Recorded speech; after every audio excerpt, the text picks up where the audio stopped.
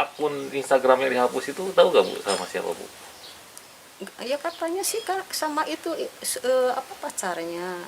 Soalnya takut diambil-ambil gitu katanya gitu. Jadi kasihan Amel gitu.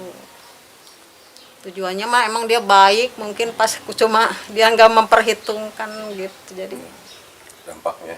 dampaknya. Pacarnya sendiri orang mana sih Bu? Orang Cimahi, Teman kuliah apa? teman kuliah dia. Teman kuliahnya. Iya, udah 4 tahun dia.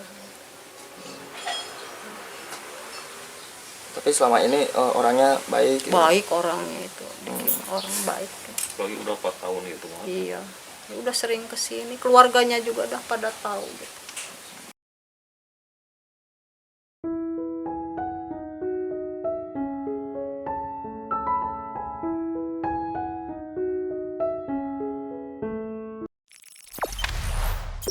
Jangan lupa subscribe, share, komen, dan like ya.